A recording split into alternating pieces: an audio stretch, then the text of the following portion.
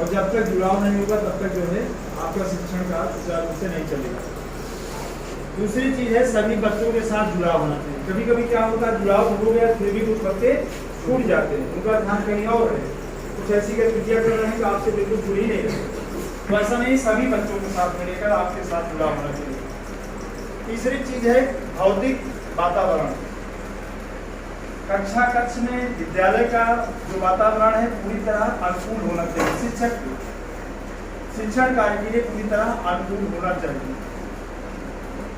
उसी क्रम में क्या है कि कक्षा कक्ष में क्या चीज होना चाहिए जो एक आवश्यक शिक्षण कार्य के लिए, जो जैसे श्यामपट है न, एडी कार्नर है, दीवार में क्या है पोस्टर चस्पा किए गए हों, ये सारी चीजें जो है विद्यालय में भौतिक वातावरण के रूप में मानी जाती हैं। और टेरम भी होना चाहिए भौतिक वातावरण में, आपका टेरम भी, ऐसा नहीं केवल कक्षा कक्ष ही माना गया है, सारी चीज संसाधन हमारे होने चाहिए, तब भौतिक वातावरण आपका पूरा होता है। आगे चलें।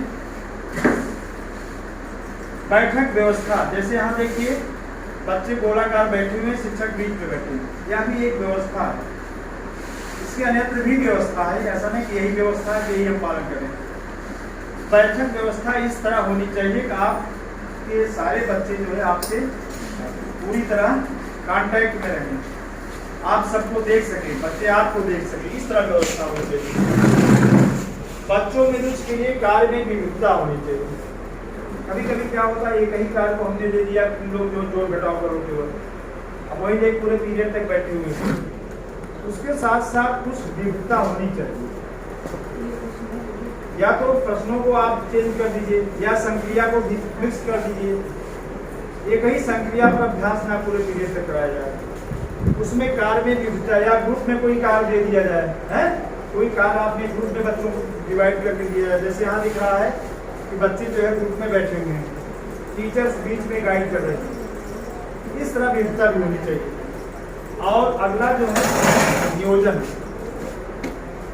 समय नियोजन का मतलब जो भी हमारे कालांश हैं वो नियोजित होनी चाहिए। ऐसा नहीं किसी में हम 40 मिनट पढ़वा रहे हैं, किसी 35 मिनट पढ़ा रहे हैं, किसी 20 मिनट पढ़वा रहे हैं, तो समय का नियोजन फिक्स होना चाहिए कितने टाइम तक ये कालांश चलेगा। इस तरह आपने देखा कि कक्षा प्रबंध के जो है ये सारे आयाम हैं, एक सुचारू रूप से कक्षा चलाने के लिए ये सारे आयाम इसके ये आवश्यक है। कितने प्रकार के आयाम थे? 6 प्रकार के आयाम।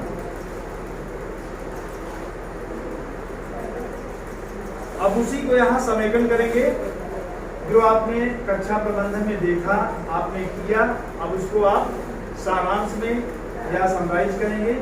जब हम किसी चीज को समराइज करते हैं तो ध्यान देना चाहिए, कोई चीज हमारी छूटना नहीं चाहिए, सारे बिंदुओं पर ध्यान देना चाहिए या उसको सम्मिलित करना चाहिए। चित्र में आप क्या देख रहे हैं, कुछ बच्चे बैठे हुए हैं, उनके पास है क्या, कुछ सामग्रियां दिख रही हैं, शिक्षक बच्चों को कुछ दे रहे हैं। अब ये पूरे कक्षा कक्ष की जो गतिविधियां थी उनका समेकन है। समेकन किस लिए किया जाता है? ताकि बच्चे समझ सके, जो आपने पढ़ाया है वो उनकी समझ विकसित हो जाए, इस नाते समेकन आवश्यक होता है।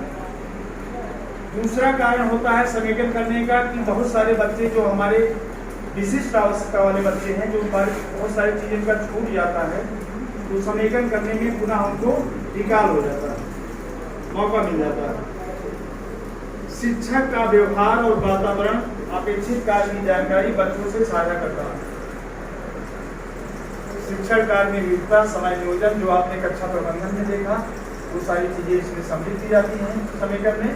जब आप किसी चीज का समेकन करते हैं तो माना जाता है कि जो भी आप कार्य किया अब तक वो सारा कार्य विधिवत ढंग से हो गया और सबका निकाल भी हो गया, अपडेट हो गया एक तरह से। और कुछ नहीं है आगे। अभी देखिए एक शब्द और बचा हुआ है, उसी से मिलता जुलता है, ये वहाँ आपने प्रबंधन है, यहाँ अभिभावकों की भूमिका से तात्पर्य है। अभिभावकों की भूमिका क्या है विद्यालय में? आप तमाम बैठक करते हैं, समसी करते हैं, पीटीएम करते हैं, क्यों जरूरी है बैठक? और किन बिंदुओं पर